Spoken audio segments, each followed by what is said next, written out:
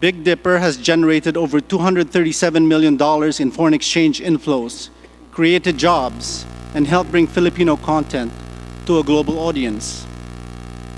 We would like to point out, Your Honor, that the opportunity to avail of tax incentives is open to all companies who are willing to assume the financial and investment risk and comply with the government requirements, and not just to Big Dipper.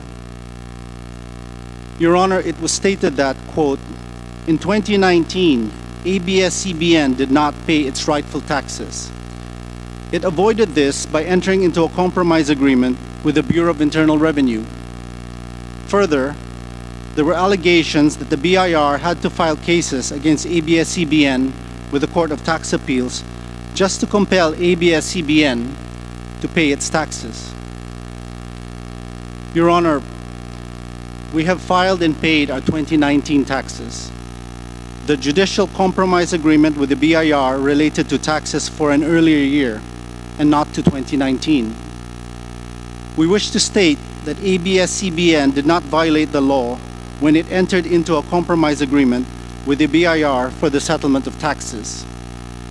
The right to enter into a compromise agreement is a remedy provided for under the tax code in cases where doubt may exist in the validity of assessment or financial incapacity. It is available to all taxpayers, not just to ABS-CBN. Under Section 204 of the Tax Code, the power to evaluate, accept, and approve applications for compromise is provided for by law to the Commissioner of Internal Revenue. The right to file a protest is also provided for by law, as well as the right to file an appeal with the Court of Tax Appeals, which is under Section 228 of the Tax Code. Your Honor, it is incorrect to state that the BIR lodged cases against ABS-CBN with the Court of Tax Appeals. It was ABS-CBN that filed a petition with the Court of Tax Appeals, as is the right of every taxpayer, and not just ABS-CBN. ABS-CBN complied with the process outlined by the Bureau of Internal Revenue, and with the approval of the BIR, as well as the approval of the Court of Tax Appeals, we entered into compromise agreements as provided for in the tax code and paid the taxes. The fact that these taxes were approved by the court validates the legality of these agreements. It should be pointed out that there were no issues of fraud in the disputed assessments. Had there been such issues, these compromise agreements would not have qualified, would not have been accepted, and would not have been approved by the BIR under the conditions provided for by law. Your Honor, it was alleged that, quote, ABS-CBN Lingkod Capamilla Foundation is being used by ABS-CBN as a tax shield and that it failed to file donor's tax return and pay the donor's tax. Your Honor, this allegation is false. The ABS-CBN Lingkod Capamilla Foundation has always been transparent in its efforts to uplift and improve the lives of Filipinos. It is accredited by the Philippine Council for NGO Certification, and its tax exemption has been confirmed by the BIR. The donations it receives are not subject to donor's tax. In closing, we would like to state that, to date, there have been many allegations that ABS-CBN has not paid its proper taxes, but there has been no evidence to that effect. We maintain that ABS-CBN has been paying its proper taxes, and we have complied with the law as prescribed by the BIR itself. Your Honor, availing of tax incentives offered by the government to companies on condition that they are able to fulfill certain requirements is not against the law.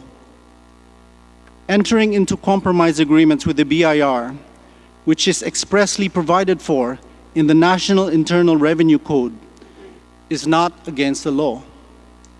And petitioning the Court of Tax Appeals, a right accorded to all taxpayers, is not against the law.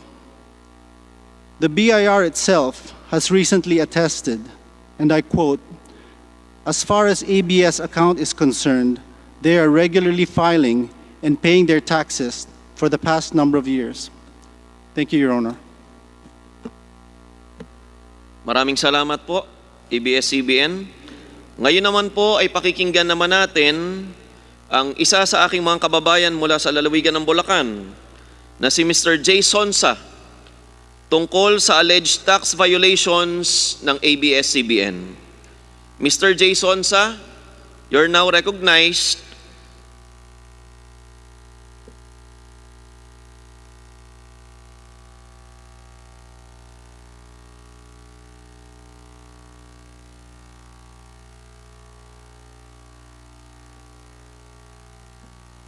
Sa aking kalalawigan na si Mr. J. Sonsa, you're now recognized. Maaari nyo pong i-unmute yung inyong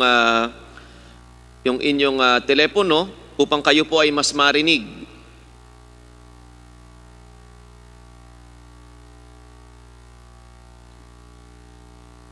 Chair Jonathan, parang hindi ko siya nakikita si Mr. Sonsa dito sa Zoom. Baka nawala siya, baka pwede siyang balikan na lang. Maya-maya, paunahin na natin muna siguro yung BIR para habang nag-aantay tayo kay Mr. Sonsa.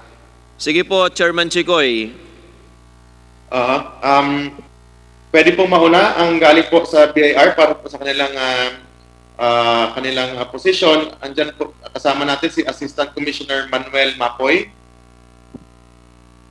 Hi, good evening, Mr. Chairman and honorable members of Congress. The Bureau of Internal Revenue is willing to assist or help this honorable committee in whatever capacity we can. However, with all due respect, Mr. Chair, as regards to information pertaining to tax returns of all companies involved here, we cannot divulge anything because it is covered by Section 270 of the National Internal Revenue Code. So unless a waiver is secured or issued by authorized representative of the company, please forgive us if we cannot provide any information, Your Honor. Maraming salamat po sa taga-BIR. Clarification, Mr. Chairman. Yes, Congressman Barsaga. Well, we know the confidentiality of the records of the taxpayer. And that is why we want to ask ABS-CBN Corporation if they are giving permission to the Bureau of Internal Revenue in order to disclose the pertinent tax information regarding the taxes paid by the ABS-CBN. ABS-CBN, maaari po ba kayong sumagot? Yes, we are, Your Honor. Ibinibigay po, excuse me, BIR, kapapahayag lang po ng ABS-CBN na sila ay willing na i-disclose ninyo ang kanilang financial statements, BIR. BIR? Good evening, Mr. Chair. Mr. Chair. Opo. Yes, Mr. Chair. With all due respect, may we know who executed the waiver? It's Ricardo Tan, Group CFO of ABS-CBN. Your Honor, may I And just may we clarify know that this is in just... what capacity he is executing the waiver or whether he is authorized by ABS-CBN board to execute the waiver? Sorry, Mr. Chair. Sige po, ipaliwanag po ninyo. Mr. Katigbak, you're now recognized. Sorry po, Mr. Chair. Kung kailangan po ng BIR ang authorization ng board, we don't have that today. We would have to call a board meeting and ask for their permission po. Kung yan po yung kailangan ng BIR. Kailan nyo po maibibigay, Mr. Katigbak, dahil maaantala po yung ating hearing kung hindi nyo po ito maibibigay agad? Kung tatanggapin po ng BIR ang authorization namin as President and as CFO, then we can give it today. But if he requires a board resolution po, the earliest we can do it is sometime tomorrow or Thursday pa po. Because we have to call a board meeting. BIR? Pwede natin malaman sa BIR kung pwede na po ba yung verbal na authorization ni Mr. Katigbak at ng CFO po natin na nandyan. With all due respect, Your Honors, but the law is very clear that we need an express waiver coming from authorized representative of the taxpayer. And that authorized representative must be authorized in writing by the company's board. Sige po, hihintayin namin mula Mr. sa Chairman? ABS-CBN. Mr. Chairman, Hearing suspended. No, just an inquiry. Just an inquiry. Can we put this on record? Huh?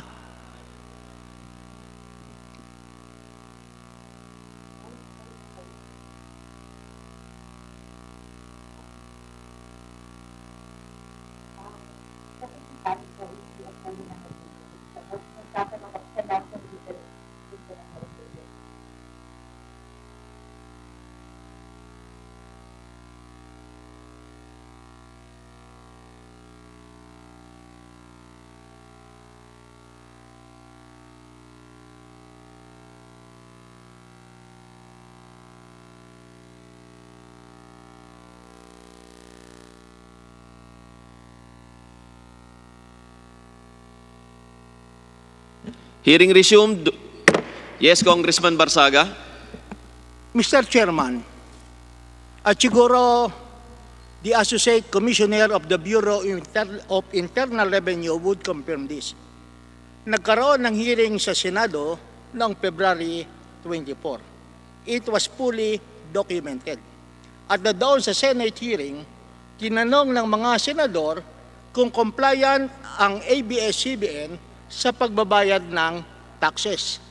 Ang ginawa ng representative ng BIR na si Mr. Cabandac, tumingin siya sa ABS-CBN.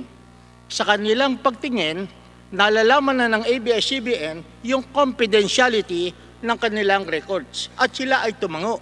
Kaya binigay naman ng BIR yung record o yung tax, kung ano ang mga taxes na binayad ng ABS-CBN. At sinabi ng BIR na walang accountability ang ABS-CBN insofar as taxes, unpaid taxes are concerned. And I think Associate Commissioner could respond to this because this is recorded. I have the tape right now. We hear the statement or the response of the Associate Commissioner of the Bureau of Internal Revenue, or you better ask Mr. Simplicio Cabandac of the BIR, who was present during the Senate hearing on February 24, 2020. Mr. Chair, Mr. Chair. Yes, Sige Mr. po. Chair. If the one that will execute the waiver is Mr. Carlo Katigbak, who is the CEO of ABS-CBN Corporation, then we can we can answer all the questions that may be raised by this honorable body. Maraming salamat po. Chairman Chikoy. Mr. Chairman, ang sinasabi ng associate ng commissioner ng BIR, ang sasagot sa aming mga tanong ay si Mr. Carlo Katigbak. Paano namin mako-confirm kung tama ang kanyang statement? Excuse me po, Congressman Barsaga. Kakasabi lang po ng BIR na kung hinihingi ng CEO kung ibinibigay na ng CEO ng ABS-CBN ang waiver sa BIR, ay willing nang sumagot ang BIR sa inyong mga katanungan mamaya. Ibinabalik ko po kay Chairman Chikoy ang pagpipreside. Chairman Chikoy. Maraming salamat po, Chair Jonathan. Pumapayag ba si Mr. Katigbak? Opo. Doon muna papunta kung feeling, tatanungin po natin ngayon si Mr. Katigbak kung willing na po siya execute yung waiver na yun para po makasagot po ang BIR sa mga katanungan ninyo mamaya. Yes po, Mr. Chair. We're confirming the waiver. Ayan, Commissioner Mapoy, malinaw na po. Kinonfirm na po ni Mr. Katigbak. So, masasagot na po ninyo freely yung mga tanong mamaya ng ating mga miyembro. Bago po tayo pumunta po sa interpellation, tawagin po muna natin ang PESA para sa kanilang pahayag. Nandyan po, kasama natin si Director General Charito Ching Plaza. Nandyan po ba? Sa Zoom. Good evening, Your Honors. Good evening po. Good evening, Your Honors, Chairman Alvarez and Guadrado, and the members of the House of Representatives. The Philippine Economic Zone Authority is the one who registered the Big Dipper, which has been the controversy that allegedly ABS-CBN is hiding its taxes from the incentives that we are providing here in PEZA. May I show to you, Your Honors, the profile of Big Keeper and what are the incentives that PEZA has been providing. Host, or Um, can the host allow us to share screen? May we ask the host to share the screen? Let us yeah, share the screen. can we present the chart for Comsec, ano po, pakisabihan po yung host na i-share daw yung screen nila para ma-present yung chart. um, while waiting for the chart, Your Honors, let me give you a background of the Philippine Economic Zone Authority. Our investors are the export-oriented companies. And the other group are the eco-zone developers. So economic zone developers and operators, these are horizontal and vertical. So the vertical is where the IT centers, where the IT BPOs as our one of our locator companies or sector are located. So our export companies are engaged into manufacturing, processing, refinery, assembly, tourism, medical tourism, and IT BPO. So Big Dipper, Your Honors, belong to the IT enterprise. It is registered with PESA as IT-enabled with creative content, digital film archiving. And the Big Dipper is owned 99% by ABS-CBN. This was registered in September 2009, and the current incentives that it is enjoying is 6 years income tax holiday. So the income tax holiday, meaning zero tax, both national and local, ended in October 2015. So they are now in the under the 5% gross income tax earning. And in the 5% gross income tax, 3% of this is the share of the national government, where ABS-CBN or the Big Dipper will pay direct to the BIR.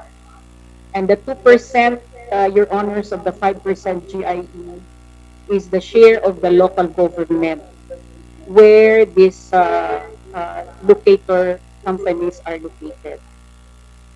As to the number of employees registered or provided jobs by Big Dipper, they have 154 registered in PESA as their employees. And the capital incentives for investment that Big Dipper um, invested in this company amounted to 149 million, 200 billion, sorry. So this is the paid up capital of 149 uh, million, 237, 668. As to export revenues, so we include the export among the export service incomes of PESA, the export revenues of Big Dipper is 27.7 million US dollars. The total investments that ABS-CBN company or the Big Dipper inputted uh, has totaled to $9.7 million, or Your Honors, this is equivalent to 444.637 million pesos. Okay, here we go. What are the taxes paid by Big Dipper? In 2015 or 2016, Your Honor, they paid from the 5% gross income earning 115,303,519. In 2017, Your Honors, Big Dipper also paid a tax, which is the 5% again of the GIE, of 120,131,207. And in 2018, Big Dipper also paid the 5% GIE of 119,017,444.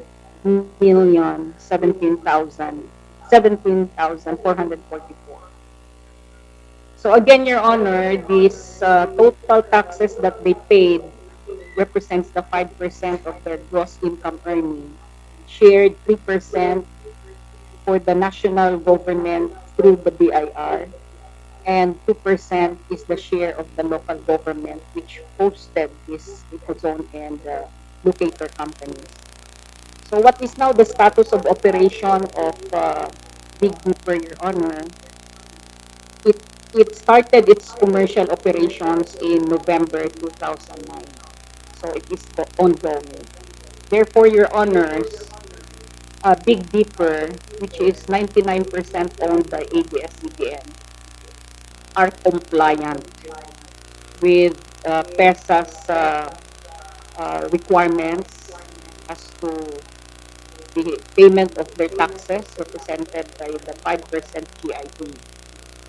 3% goes to the BIR, and the record of BIR will attest to this, and 2% goes to the local treasurer of the ecozone host, LGU. So, Your Honor, that's it as far as Big Dipper Digital Content and Design Inc., which is 99% owned by ABS-CBN. It is compliant. Maraming salamat po, Director General Kun Plaza. Chair Jonathan, wala pa rin po si Mr. J. Fonsa. So baka bukas na lang siya kung sumama siya ulit sa hearing natin bukas.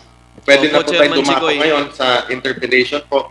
Kung saan unang-una po na magtatanong ay si Congressman P.D. Barsaga na binigyan ng additional oras po ni Congressman Tolentino, Advincula, Abaya, Yap at Revilla. Congressman P.D. Maraming salamat sa ating mga chairpersons, pati na sa ating mga guests, at pati na sa ating mga resource persons who belong to different government agencies. Unang-una, let me make this preliminary statement. Naalala ko ang sinabi ng aking professor sa taxation nung ako ay third-year law student.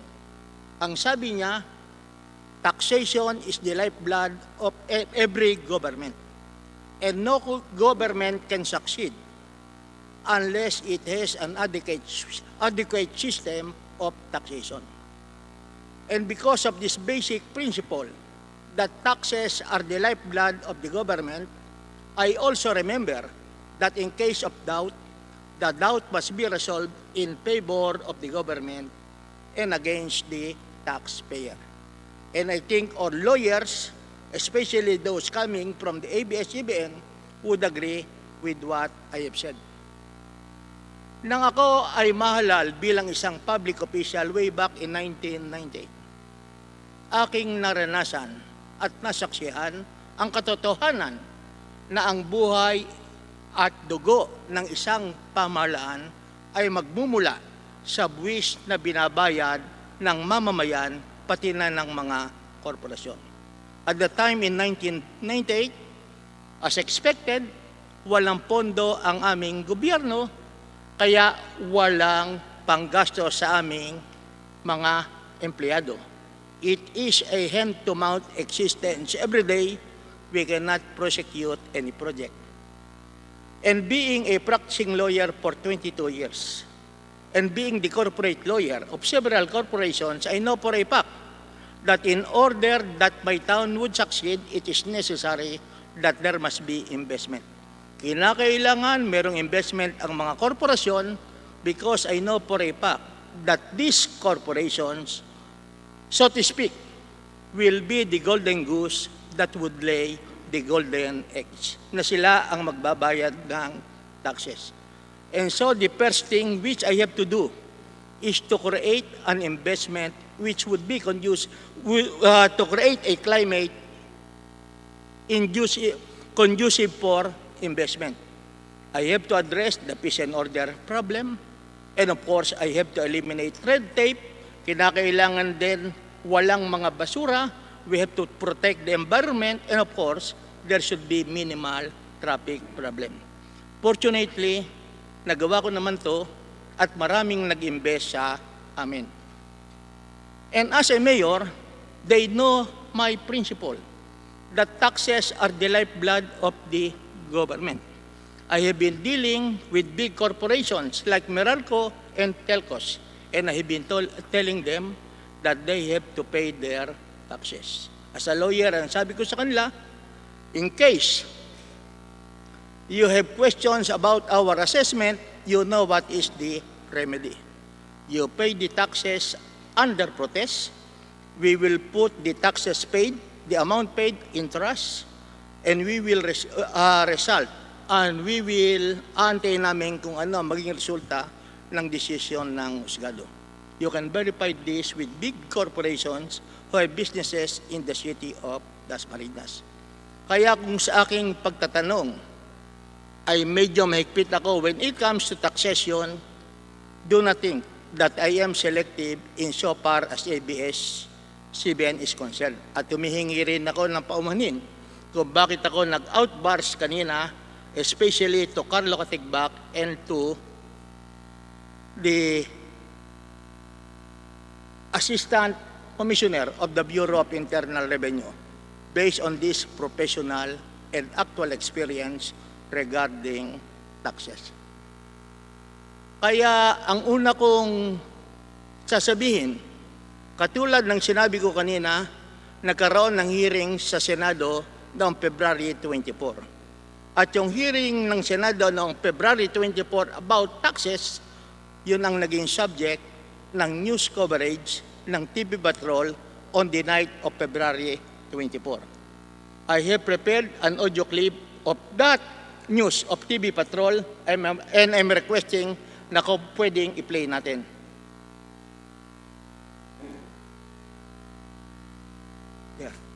Nilinaw na ng BIR sa committee hearing sa Senado kanina, maayos na nakapagbabayad ang ABS-CBN ng mga buwis. Sa katunayan, isa sa top non-individual taxpayers sa bansa ang kumpanya. They are regularly filing and paying their taxes for the past number of years. Ayon sa datos ng BIR, mahigit 14.4 billion pesos na buwis ang binayad mula 2016 at 2019. Bukod pa ito sa corporate income tax 2019 na ihahain pa lang sa Abril. Nasa 8.86 billion pesos rin ang ibinayad sa withholding tax mula 2009 hanggang 2018. Nalinaw rin na walang pananagutan ang network sa NTC.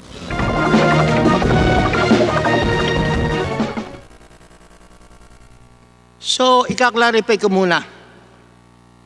Ang sinabi sa news, 14,398,464,000 ang binayaran ng BIR, ang binayaran ng ABS-CBN mula 2016 up to 2019. Tama po ba yun? Your Honor, I have to just confirm on the numbers for 2019. So I don't have the final figures yet. Yes. But based on your presentation, ang nakalagay sa iyong presentation, yun ang taxes from 2016 up to 2019.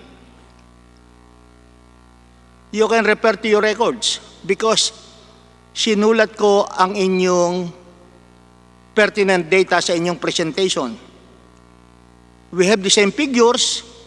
Gusto ko lang malaman kung yan ay kasama ang taxes sa 2019.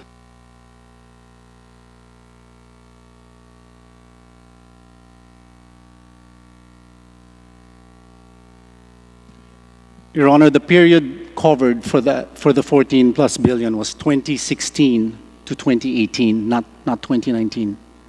Pero iba yung presentation mo kanina. It's up to 2019.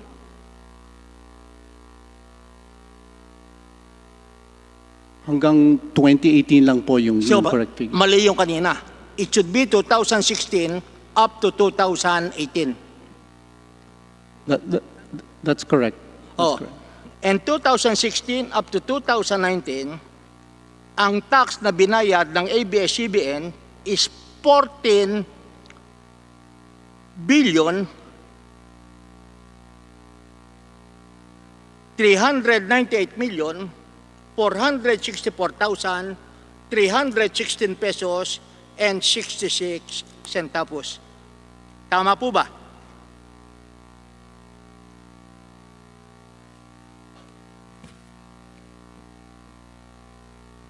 Your Honor, we have a different computation. Pero ito ang binigay nyo sa TV News Patrol eh. Oh, gusto nyo i-replay ko ulit? Ha? Hindi po, Your Honor. We just May ask for a replay. At itigil natin doon sa amount na sinabi ng ABS-CBN. Replay please of the video clip.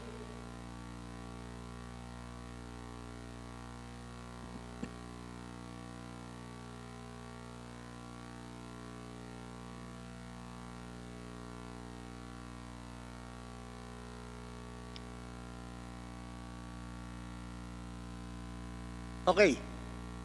Nilinaw na ng BIR sa committee hearing sa Senado kanina, maayos na nakapagbabayad ang ABS-CBN ng mga buwis. Sa katunayan, isa sa top non-individual taxpayer sa bansa ang kumpanya. They are regularly filing and paying their taxes for the past number of years. Ayon sa datos ng BIR, mahigit 14.4 billion pesos na buwis ang binayad mula 2016 at 2019. Oh. So, do you agree with that figure of 14 billion 398 million 464,316.66 na sinabi ng ABS-CBN sa News Patrol noong February 24? Your Honor, could we kindly request for a little time to validate the exact figure? So, we can have the exact figures here, Your Honor. I mean to say, pati yung TV News Patrol cannot be relied upon sa sinasabi nilang taxes na binayaran nyo?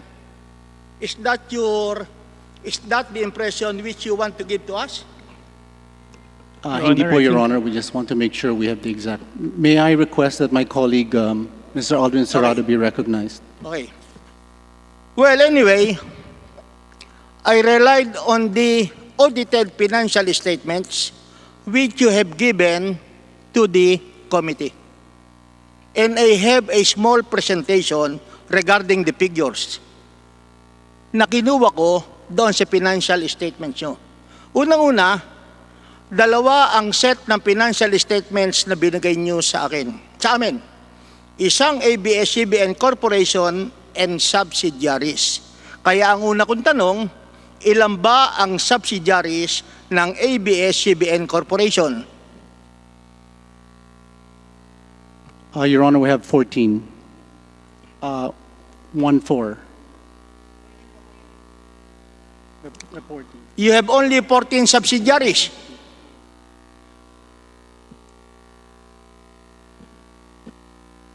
Your Honor, we have 14 that are reporting the.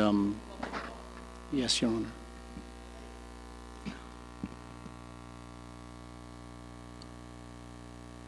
Oh, okay na. Your Honor, sorry, may I request that my colleague again be recognized to answer this?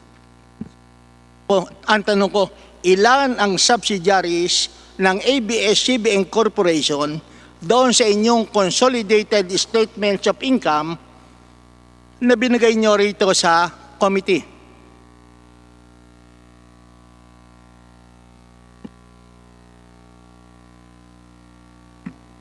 Your Honor, may I be recognized?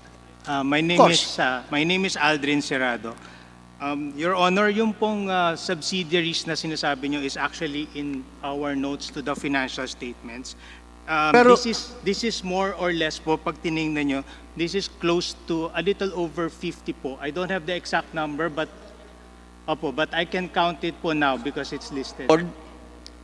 Okay, ilagay muna natin ang basis. When we speak of subsidiaries, they are actually corporations. Tama po ba? Tama po, Your Honor. Okay. And because they are corporations, ang personalidad nila ay iba sa personalidad ng ABS-CBN. Tama po ba? Tama po, Your Honor. And because they have different personalities, yung assets nila at liabilities will not be considered as assets and liabilities or capital of ABS-CBN Corporation. Tama po ba? Tama po, Your Honor. Okay. And they are considered subsidiaries because ABS-CBN, more or less, is the controlling stockholder of the so-called subsidiaries. Tama po ba yun? Tama po, Your Honor. Okay.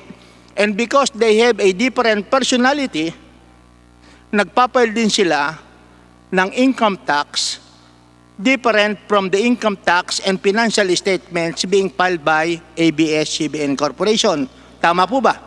Tama po, Your Honor. Okay. Requesting for the presentation, next presentation of the figures.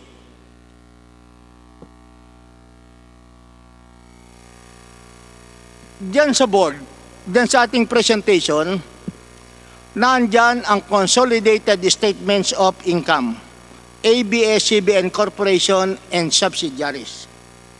Tiningnan ko na ang mga pertinent financial statements. Ang total revenue for 2016 was 41, this is in billions. Are these in billions?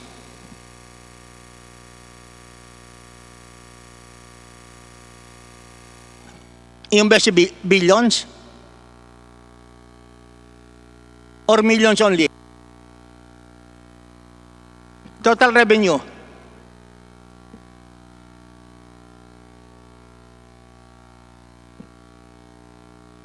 The amount po for 2018 is 40,130,592. That is the consolidated revenue of ABS-CBN Okay. and its subsidiaries. So ito, ABS-CBN Corporation, kasama na yung 50 subsidiaries.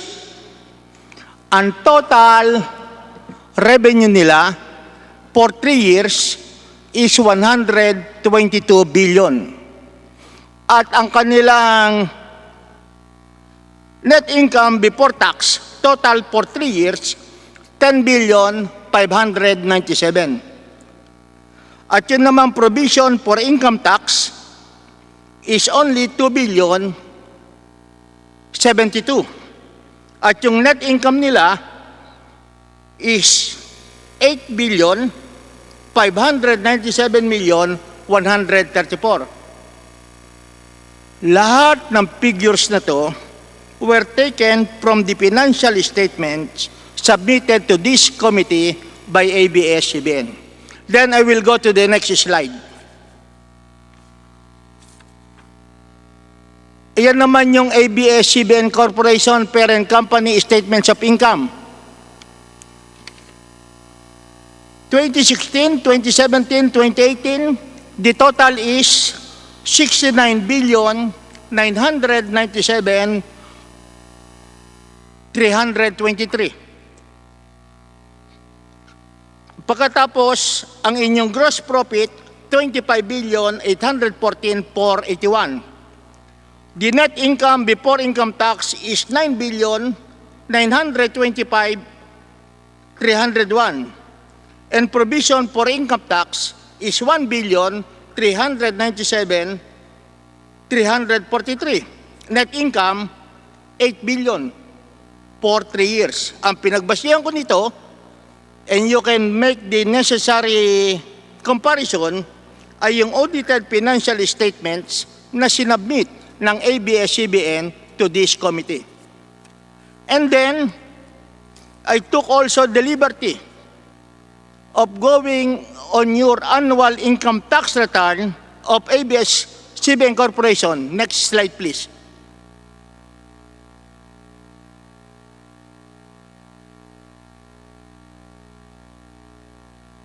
Next, please.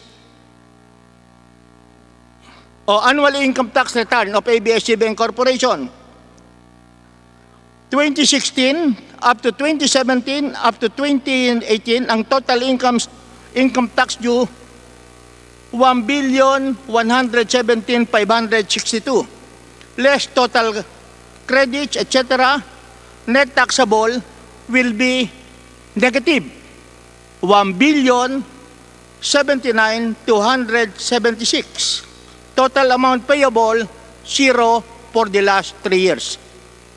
At ang pinagbasihan ko nito ay yung annual income tax return na binigay nyo rito na nanggaling sa Bureau of Internal Revenue. Kaya ang tanong ko lamang, saan nyo kinuha yung sinasabing 14 billion, 398 million, 464 million, 316.66 na di umano ay binayad ng ABS-CBN Corporation for the last 3 years. I'm giving this statement unless you are ready to answer. I'm ready to answer, Your Honor. Your Honor, yung pong number that we referred to earlier in the presentation are the total taxes paid of ABS-CBN. These are different forms of taxes po. So, danda lang tayo. Ano-ano yung different forms of taxes? Is this included po income tax, value-added tax, withholding tax on compensation, expanded withholding tax, final withholding tax? So, number 1, income tax. Opo. Okay. Value-added tax. Value-added tax. Opo. Letter C. Po. Next. Withholding tax on compensation. Withholding tax on compensation. Expanded withholding tax. Expanded withholding tax. Final withholding tax. Final withholding tax Okay. po. And other taxes and licenses. Mahirap yung other taxes and licenses. Ano yung other taxes and licenses? That would include po yung mga real estate taxes, local business taxes, and other forms of taxes po na malili.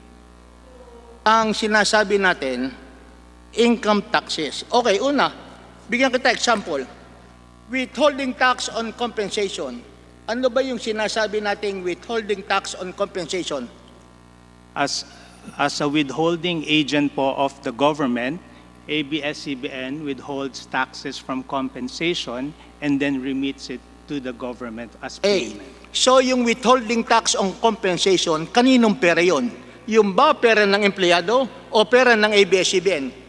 Well, technically po, it's actually part of the compensation expense po ng ABS-CBN. Oo nga, pero kanino yung portion ng withholding tax? Yung ba portion ng share ng ABS-CBN o share ng empleyado? Ito po ay withholding tax on compensation of employees po. Employees. And that is part of the salaries of the employees. Opo. Oh yes. So sa madaling sabi, hindi yan taxes paid by the ABS-CBN because that is a tax. Binabayad nyo lamang pero kinaltas nyo sa inyong mga empleyado. If I can explain lang po, although this is withholding on the compensation, but the responsibility po of paying those taxes is with the holding agent, and in this case po, it's... Natin yon, ang simple lamang ang sinabi nyo, binayad ng ABS-CBN 14 billion. Ang impresyon ng ordinaryong mamamayan, 14 billion ng inyong pera ang inyong binayad. Pero ngayon, sinasabi nyo, withholding on compensation. That is not the money of ABS-CBN, that is the money of the employee, which under the law, you're required to withhold. Tama po. Okay.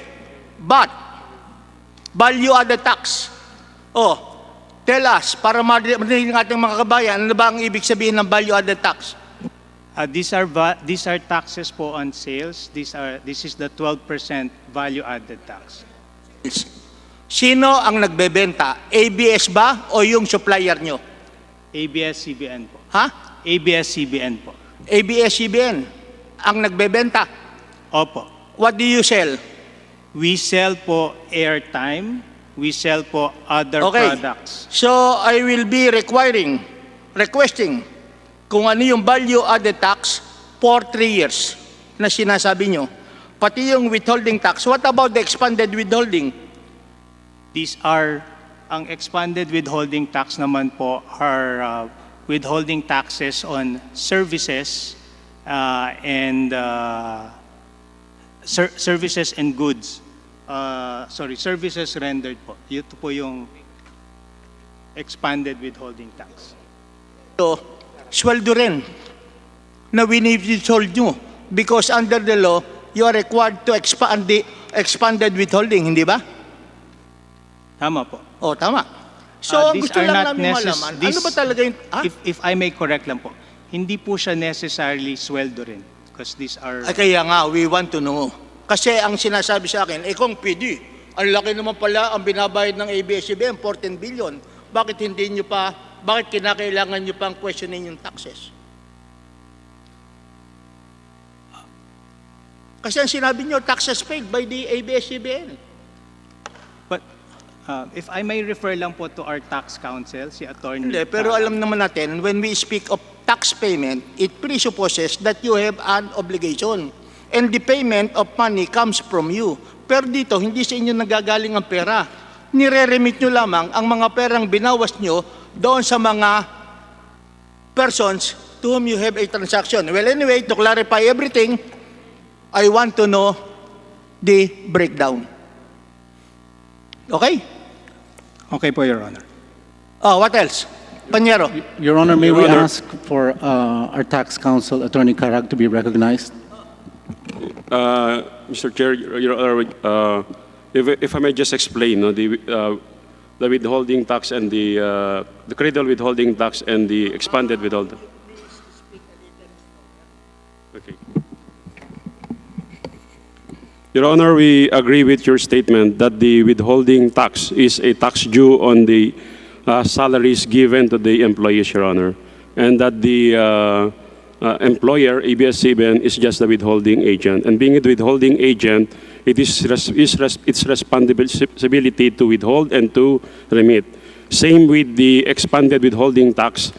It's a tax on the payments made to the supplier of goods and services to the ABS-CBN, Your Honor. But the reason the creditable withholding tax and the expanded withholding taxes were included among the tax payments made or remitted by ABS-CBN, Your Honor, is that it's just to drive home the point that because of the business of ABS-CBN, then it was able to employ these employees from which they derive salaries and be able to make income payments to the government, Your Honor. Same with the suppliers of goods and services to the company, Your Honor. Because without the business of ABS-CBN, then these employees and these suppliers of goods and services would not have income to be received from the company, Your Honor. So that's just the point that we would want to state, Your Honor. Well, actually, we agree. Hindi natin pinagtatalunan yan. Ang pinagtatalunan natin, tama ba na itong taxes na to paid by ABS-CBN? Although, pera yan, hindi ng ABS-CBN, but ABS-CBN is just withholding the money belonging to third persons, which under the law, you have the obligation to withhold and to remit.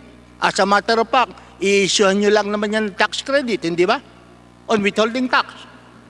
That's right, Your Honor. That's tama ba yun? That's right, Your Honor. That's why we use the term paid or remitted, Your Honor. Okay. So, I'll just request, because masyadong malayo itong 14 billion as compared sa taxes paid. As a matter of fact, based on your financial statement, dito sa last 3 years, tax credit pa kayo. Tama ba? If I may answer po, the tax credit refers to naman po sa hold sa amin. Okay, So it's actually actual taxes po na binayaran namin in advance po. It's not something po na... I'll deal with that later on, okay? Kasi marami pa tayong pag-uusapan.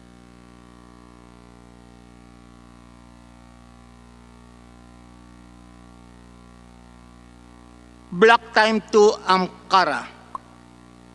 2016, 2017, 2018 financial statements.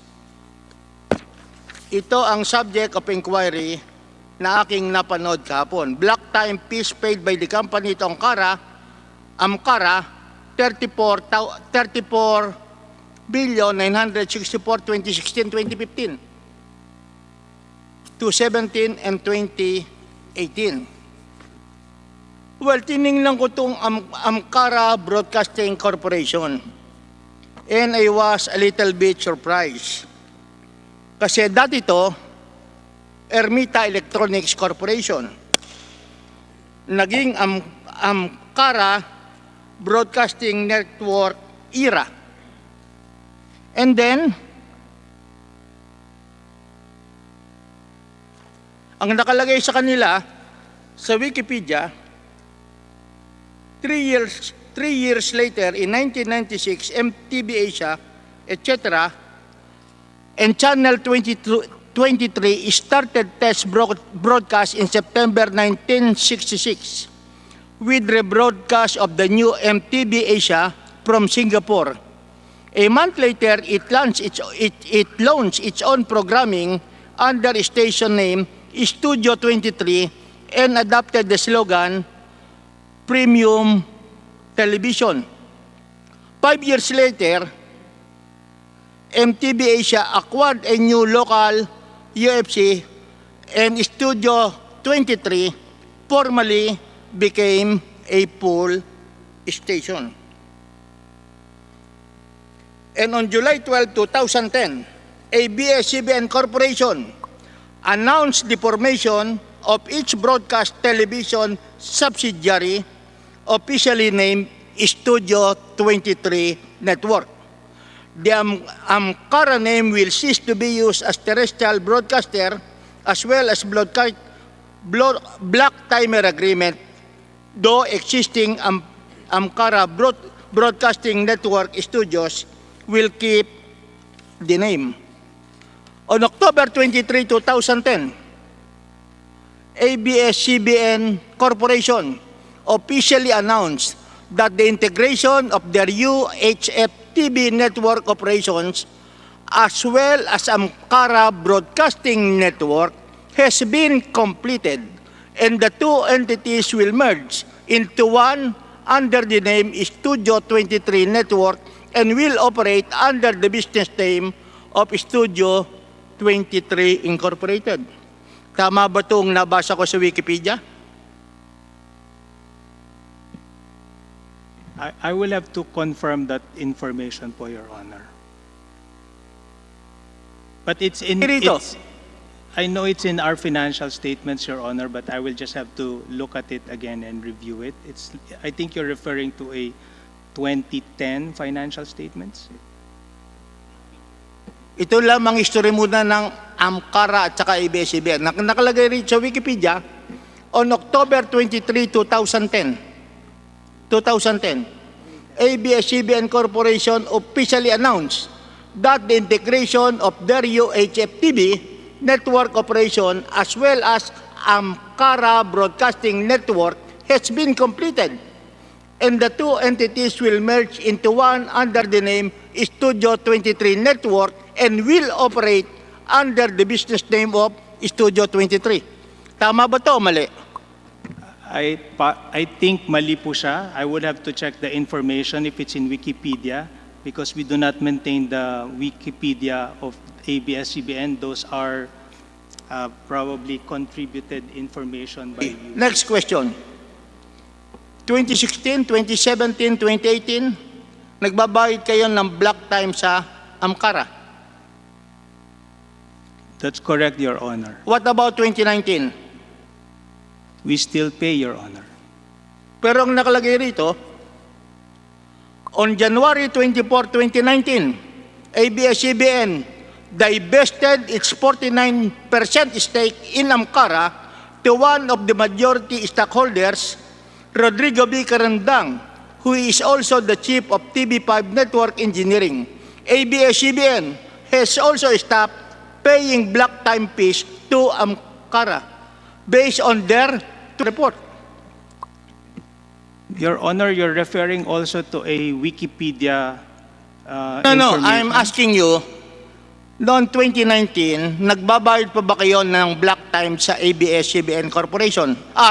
Yes, Your Honor. I think what happened then was in 2019, after the divestment of ABS-CBN, Amcara po is no longer a related party, kaya po nawala sa disclosure. What about prior to the divestment? Nagbabayad kayo sa Amcara? Nagbabayad po, Your Honor. 2019, hindi na. Nagbabayad pa rin po. Up to the present. Opo, Your Honor. Okay, we'll verify that.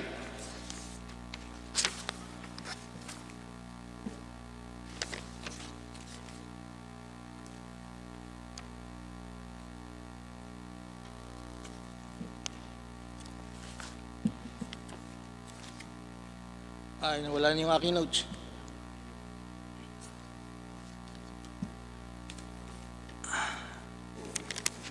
Okay.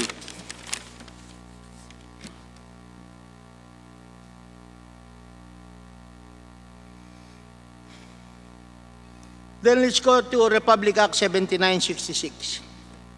This is the franchise of ABS-CBN.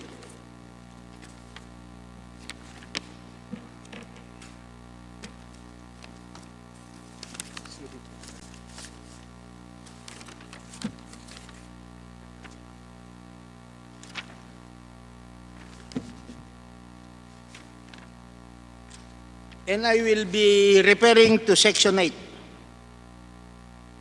of your franchise issued by Congress of the Philippines. Under Section 8, ABS-CBN shall pay a franchise tax equivalent to 3% of all its gross receipts of radio, television business transacted under this franchise by the grantee. Simple lang ang tanong ko, nagbabayad ba kayo ng 3% gross receipts? In lieu po of the franchise tax, ABS-CBN po pays value-added tax. Where did you get that?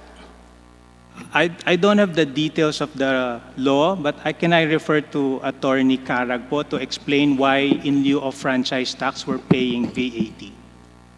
Your Honor, because when the VAT law was passed, it superseded the franchise tax provided in the legislative franchises of telecom and broadcasting companies, Your Honor. When was the VAT law approved? It passed the VAT law. To contextualize your query, Your Honor, so before the passage of the VAT law, I would assume that the company has paid the franchise tax, Your Honor. But after the passage of the VAT law, then the VAT took the place of the franchise tax, Your Honor. So I think it was, I cannot exactly recall, Your Honor.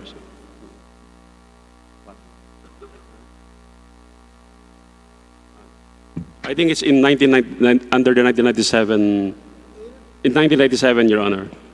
1997. I'm not sure, we have to check again, Your Honor. So it is explicit. With the passage of the VAT law, nakalagay ron yung prangkisang 3%, yung nakalagay na 3% na dapat nyong bayaran ay hindi nyo na dapat bayaran because of the VAT law. That's correct, Your Honor. In fact, the 3% is more favorable to the taxpayer, Your Honor, but because of the VAT law, the taxpayer has no choice but to pay a higher tax of 12% VAT, Your Honor. 19. When the VAT law was first enacted, Your Honor, I think it's 1997, so. 1997. Yeah, we have. And your franchise was issued when?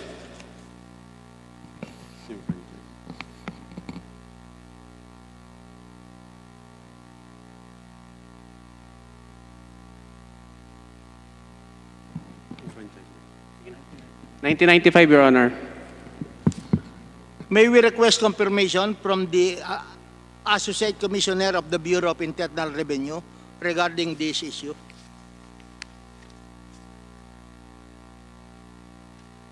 BIR? Good evening, Your Honors. With permission of Mr. Katigbak, The the taxes that is being paid by ABS-CBN was based on Section 119 of the tax code, that is tax on franchise.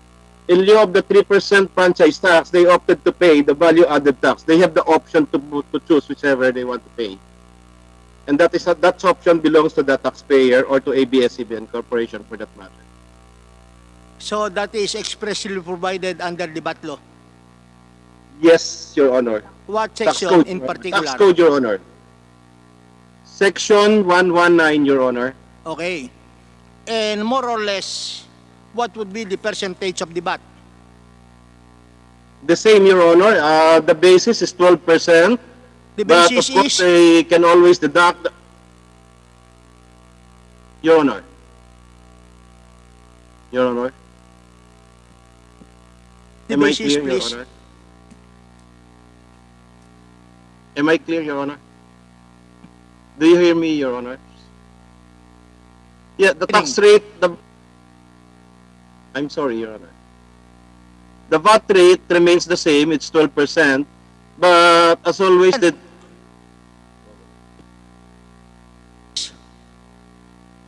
we can't hear you, Your Honor.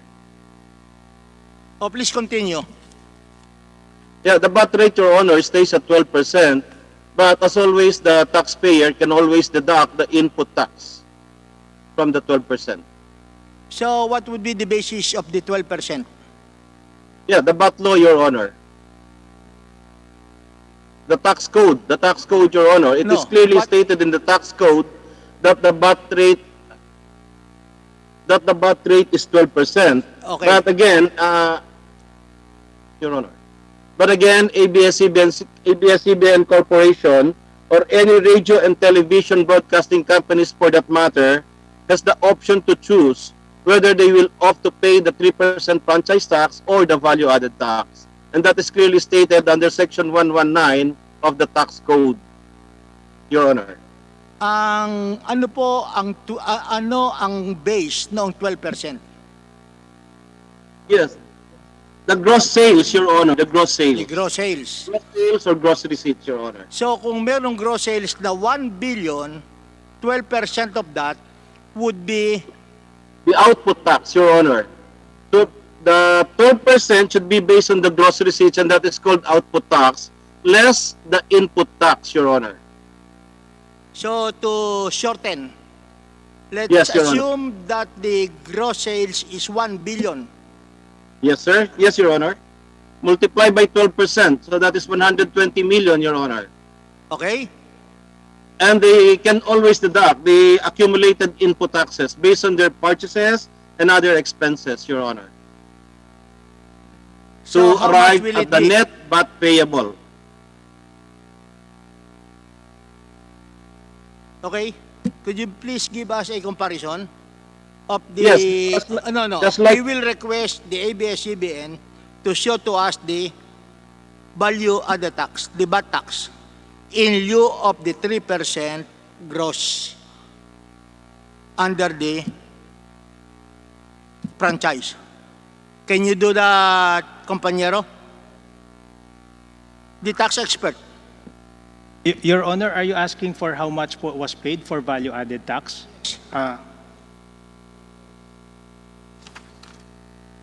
This is the VAT returns that ABS-CBN prepares on a monthly For what year? basis. We do this po every year. For 2018 po, we paid 942 million in value-added tax. In 2017, we paid 1,250,000,000. In 2016, we paid 1,482,000,000, Your Honor. Could you just give us that document?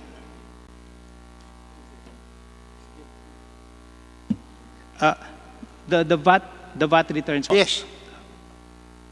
Sige po, for 2016, 17, and 2018. 18. And we will just want to have a confirmation coming from the Bureau of Internal Revenue regarding the amount quoted by the representative of ABS-CBN. Associate Commissioner? Your Honor, can I request po ba na pwede po bang yung annual VAT return or you still want the monthly VAT return? No, only the annual. Thank you po, Your Honor. Is that duly received by Bureau of Internal Revenue? Stamp received by the BIR? Meron po kaming, what you call this, payment form, pero electronic na po ang payment. So hindi na po siya stamped received by the BIR. Shit. Yun po yung pwede kong ibigay na Okay. payment form. But the payment form po is monthly, and then there's an Then you annual just VAT return. consolidate Okay, sir. for every month, 12 months in 1 year. Oh, Attorney the Disera. young lady is raising her hand. Your Honor, I just want to state that the Supreme Court has confirmed the liability of ABS-CBN as subject to VAT in one case. No, that's the case of Quezon City and City Treasurer of Quezon City versus ABS-CBN Broadcasting Corporation, which was decided in 2008. And that is pursuant po, Your Honor, to Section 118, which provides for a 10 million threshold of gross receipts. That's why ABS-CBN is subject to VAT. Who are the parties to that case? The parties po are Quezon City and City Treasurer of Quezon City versus ABS-CBN. And who filed the case in court? In the court of origin, who was the one who filed the case, ABS-CBN, against the Quezon City government? I think it's no, ABS. you are citing a record. There are only two parties. Yes. The plaintiff and the defendant, or the petitioner or respondent.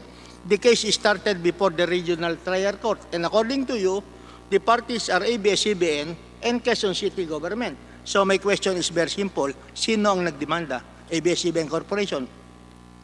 Yes po, Your Okay. Honor. Who won in the RTC? Your Honor, I have to provide the look back into the case because I don't have all the details, Your Honor. But the trouble Yeah. is that you cited a case before the Supreme Court. Yes po. If you will just be reading the decision of the Supreme Court, then you will know the parties.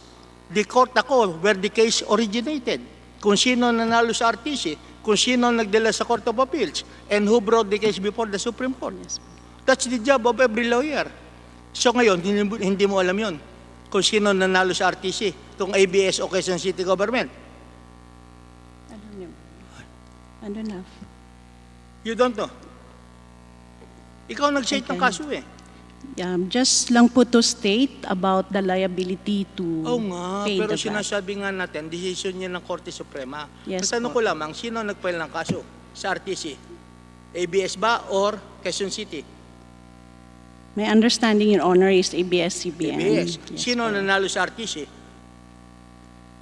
Your Honor, unfortunately, I don't have all the details, yun ang problema but I natin. can, look at it and Pero kung inform binasa you. niyo yung kaso na sinited mo, you can answer all these basic questions. Panyara, sorry. I have to be honest with you. Your What's the Honor, case? Your Honor, if I may say something lang po, regardless po dun sa VAT returns that you're asking, we submitted it po together with all our other submissions. Okay, we'll verify that. So it's with COMSEC na po. So it's on a month-to-month basis. Monthly VAT return, quarterly VAT return, and then the Is annual. there a consolidated yearly return? It has to be added po, Your Kaya Honor. nga, kami Kasi pa returns po mag-add. ito. Kaya nga sinasabi ko, para madali tayo, yearly na lamang. Sige, Okay? sige po. But the VAT returns po, Your Honor, are with COMSEC already. Kaya nga, yung yearly lamang. Yes, Your Honor. Because you have been presenting voluminous documents here. Hindi lamang 3 filing cabinet na.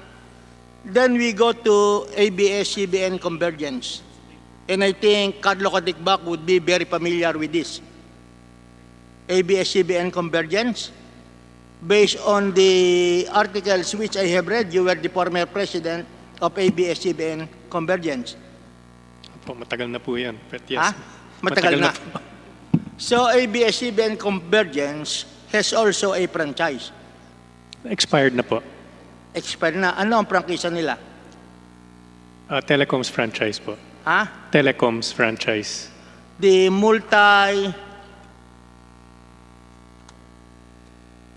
Multimedia telephony po. Yung, Multimedia Telephony Incorporated. yes po. Okay. Pagkatapos ito, expired na. Opo. So you are no longer using ABS-CBN Convergence, its franchise, which originated from Multimedia Telephony Incorporated. Expired na po yung franchise. We have suspended all services attached to it. So you are no longer using this. No longer po. Okay. I will not ask on the alleged violations. I will be reserving that issue to Boeing Remulla. Then we have the ABS-CBN Holdings Corporation, and I think this would be more interesting. Who will be the competent person to testify on this, to answer my questions here? ABS-CBN Holdings. So our favorite, Attorney Quezon. To refresh all your memories, this has been the subject of our inquiry regarding PDR. Yes, Your We Honor. started with Vortec sometime in 1999. Tama po ba? That's correct, Your Honor. At pagdating naman ng Setyembre, yung Vortec pinalitan natin ng ABS-CBN Holdings Corporation. That's correct, Your Honor. And also in 1999, in the last quarter, specifically,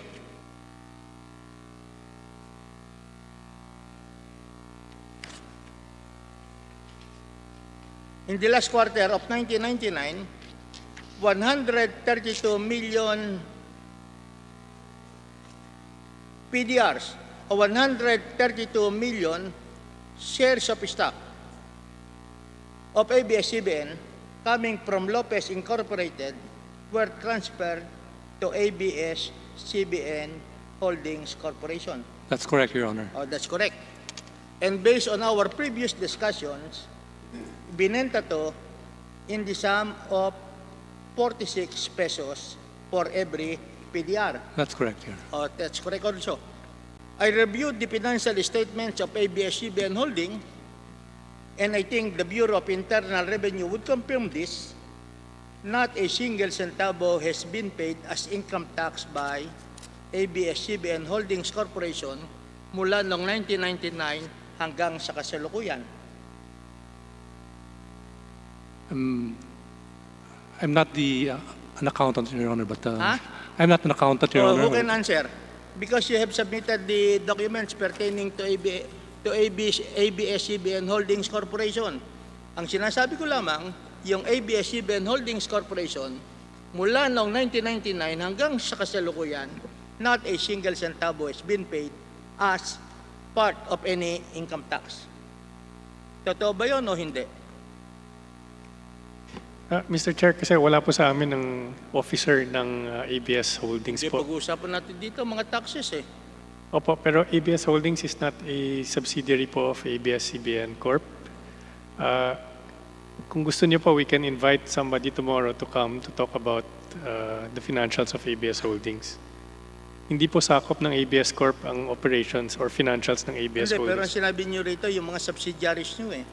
Hindi po subsidiary namin ng ABS Holdings, Mr. Pero Chair. all the shares of stock ng ABS-CBN Corporation ay nasa ABS-CBN Holdings Company. Is that right? Corporation. Not all the... In effect po, parang nasa taas pa po ng ABS Corp ang ABS Holdings.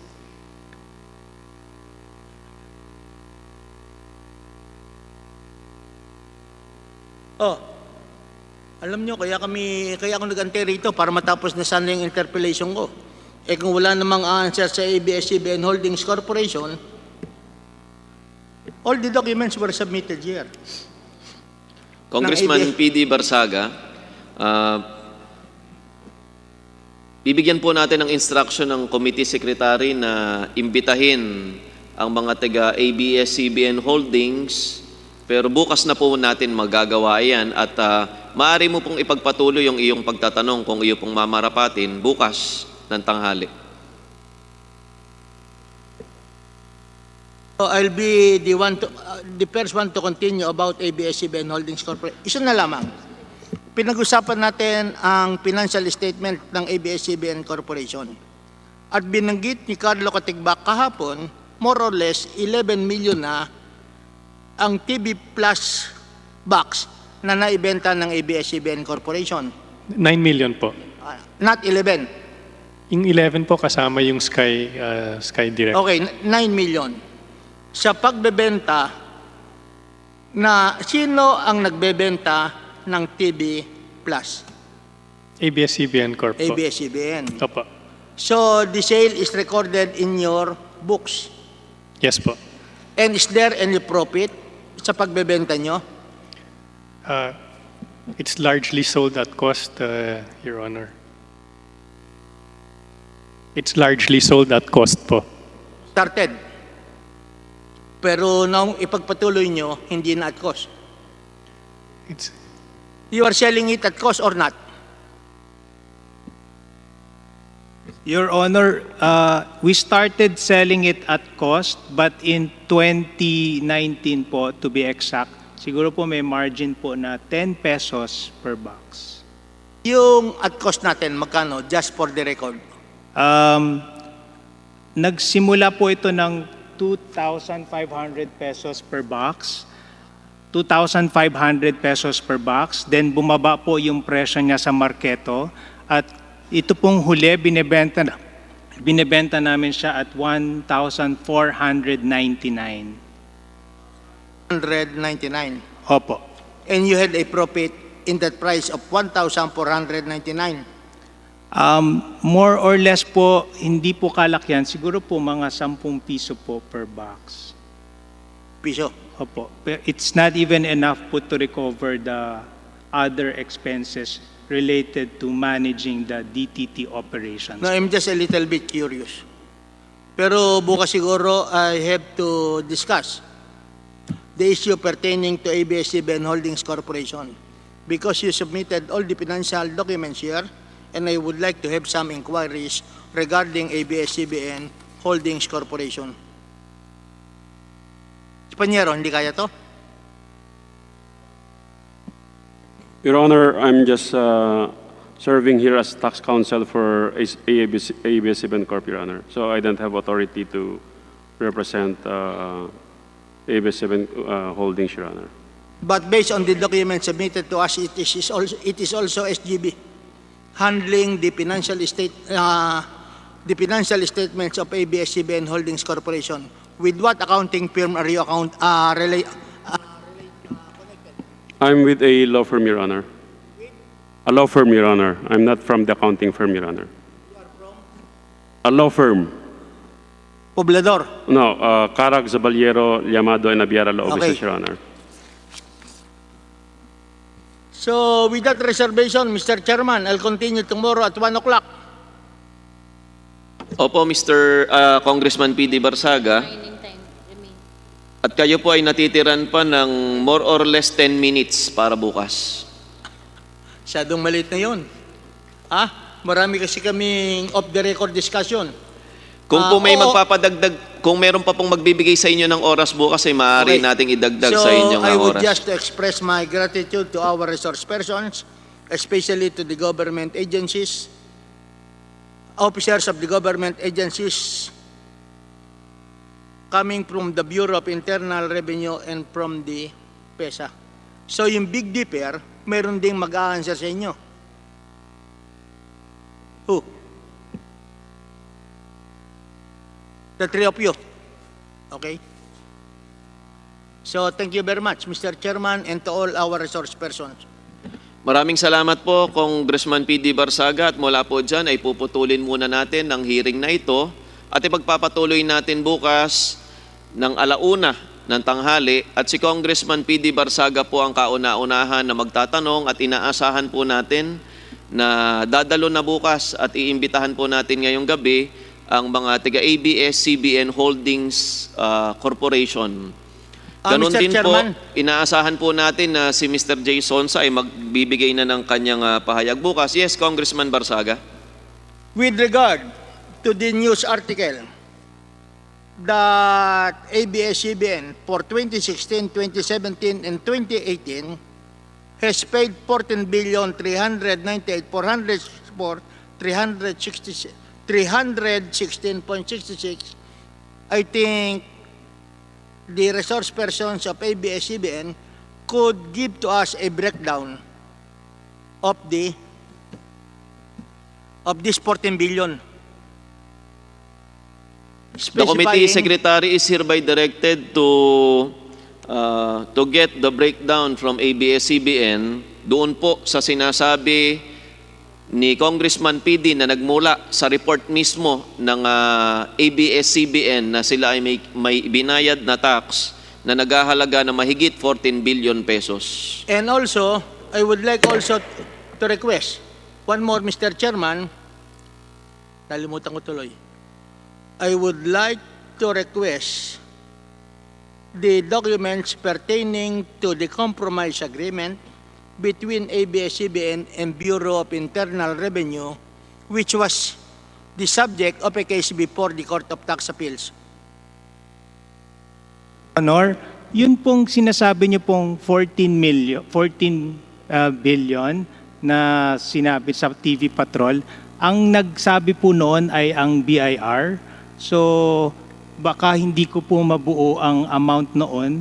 Kung yung pong present po nung group CFO namin, mabibigay ko po. Pero yung sa BIR po, hindi ko po maibibigay. The Assistant Commissioner of the Bureau of Internal Revenue is still around.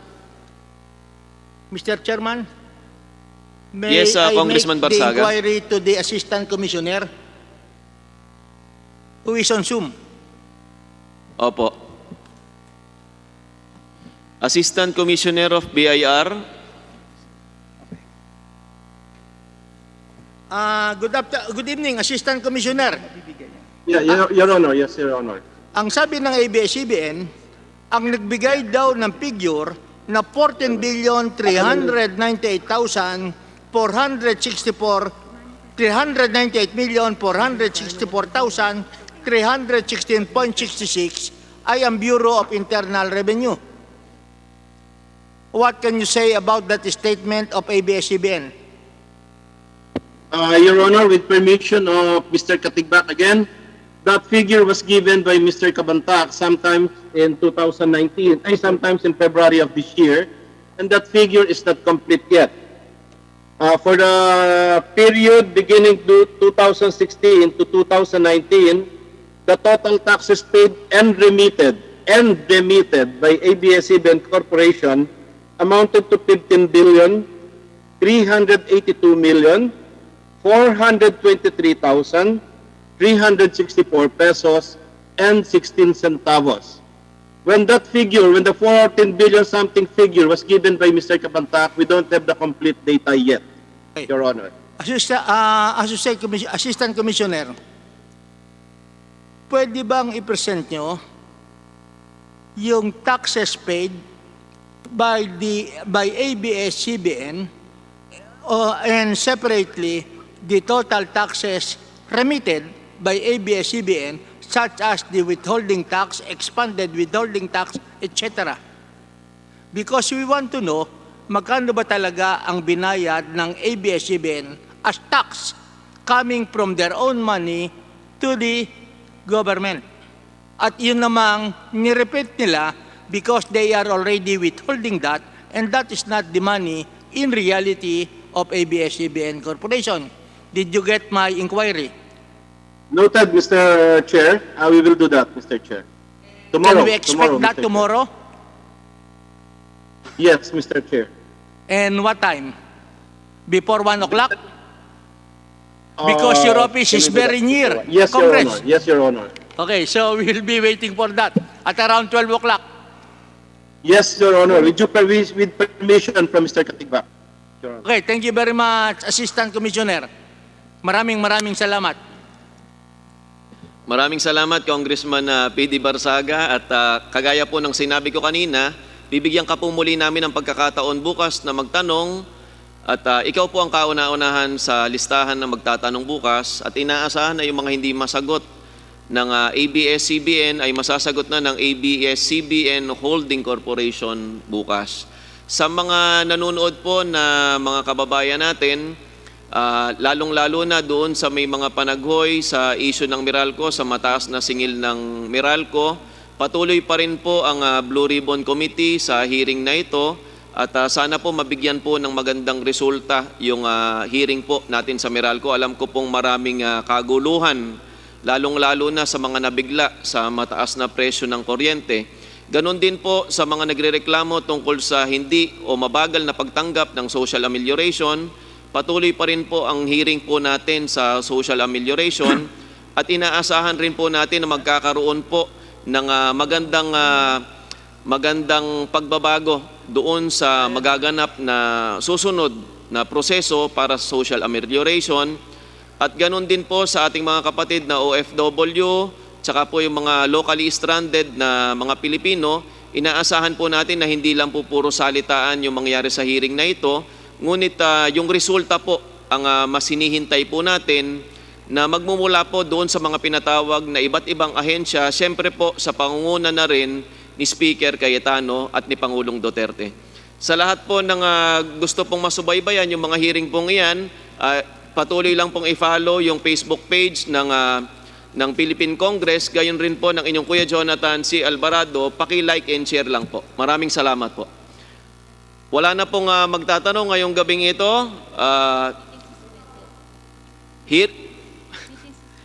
Bukas ka na po, Congressman Barsaga. Hearing suspended. Suspended.